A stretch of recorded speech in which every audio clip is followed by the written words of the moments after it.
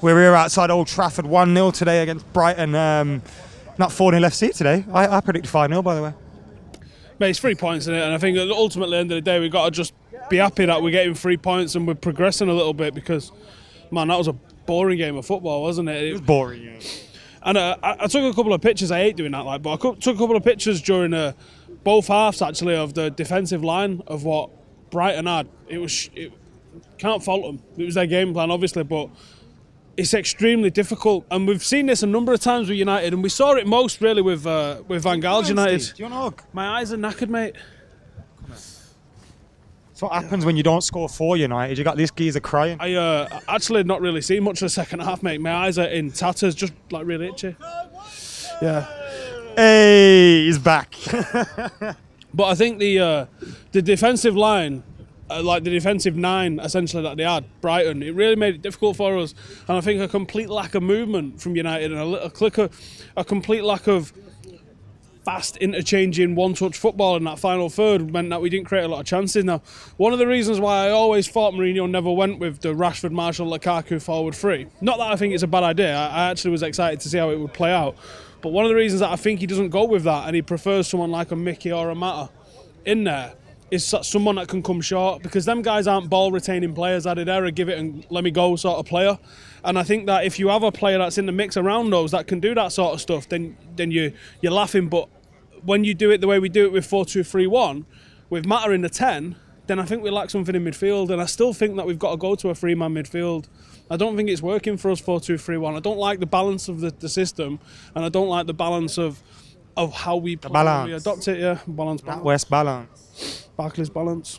Fancam balance. Ashley Young scored. Wow, it's an own goal's been given us. An OG in it, yeah. There you go. Were you on the goals panel?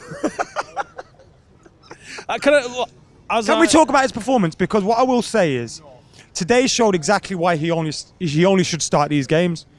He was allowed to stay in their half.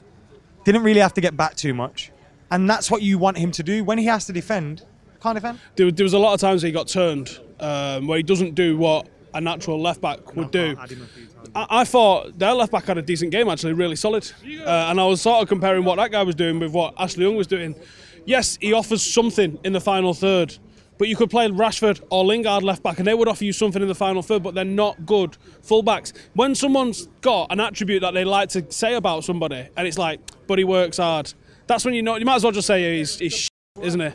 But he isn't shit. And here's the thing, like, people think that I hate him. You'll never see me say that he was shit. What you'll hear me say is trying to just pull back people's excitedness, because people will go, he's been brilliant, and he's not been brilliant. He's maybe been adequate. That's the difference. And the fact that that's an option at left back at the moment shows how the issues that we've got in the squad are. Because you can play Darmian. I think Darmian is a more solid option going backwards, but defensively that isn't our issue, is it? Defensively, scoring goals is what our issue is at the moment. So I can kind of understand Mourinho's thinking that he thinks Young puts a lot of balls into the box. I actually think he puts a lot of low percentage balls in the box. I prefer Daley Blind's crossing. I think Mourinho prefers the pace of Ashley Young over what Blind offers, who's a much better rounded footballer, I think. I don't know. I think he's going to keep his place until we sign someone, or until Luke Shaw can somehow find a way back into the starting 11 on a regular basis.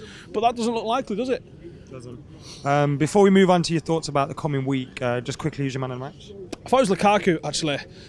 One of the things that a lot of people criticised, and I'm assuming that they've never watched the guy, was his link-up play. And I thought his link-up play today at times was absolutely mint. I thought today he got that right, and then in the final third wrong. Yeah, I mean, I don't think he had a massive amount of chances he should have put away, but there was chances he should have maybe done better with. But I thought his passing was excellent, and that was because he had runners. But I thought what we definitely lacked was just that little bit of guile in the final third. I thought Mata was trying, and that's something that Mata does pretty often and pretty well. It's just that you've got to start with a strong midfield for me. And Matic didn't look at the race. Herrera's form isn't helping us at the moment. Herrera's form's not, and I love Ander Herrera, but he isn't justifying himself in the starting 11. You can't say he deserves one when he doesn't. Maybe when Michael Carrick gets back and hopefully speedy recovery with that.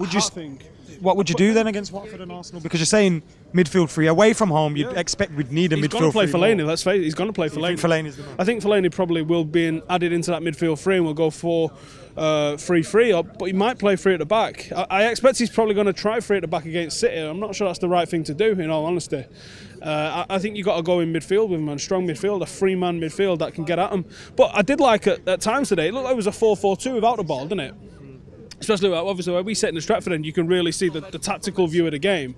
Probably more so than you can see on kept TV. Coming really central as well. But it wasn't 4-4-2 when we attacked. It sort of went to 4-2-3-1 a bit more when we attacked. And then in the second half, they were just all over the place. Yeah, and the second half, you wouldn't have been able to draw a shape with two crayons in both hands, would you? So, I don't know. I think, yeah, when we look ahead I can't even know my... you know what we both have? Yeah, you know what I'm saying? When you look ahead to what you've got coming in the next week or so, there's worrying signs, isn't there? You can't say, oh, well, we're winning, happy days, because there is issues that you would hope get addressed sooner or later. Players coming back from injuries, happy days, but Paul Pogba today looked like he was on his first game back, not his third game back, didn't he? I mean, there was a couple of moments towards the end where he looked fantastic, but his overall game today was below par, I'd say. Watford, Arsenal, how many points we're going to get out of 6? Well, if you go Watford, Arsenal, City, man, you're not going to get 9. I don't know what you accept. 7? Do you accept 5? Do you accept Joe not losing? Yeah. I don't know is the answer. I mean, I think you've got to go and expect At home against City, we have to win. Yeah, you do. That's what we've said all along is you beat them at home and you don't lose away, and that's acceptable. But it's unrealistic to expect you'll beat them home and away.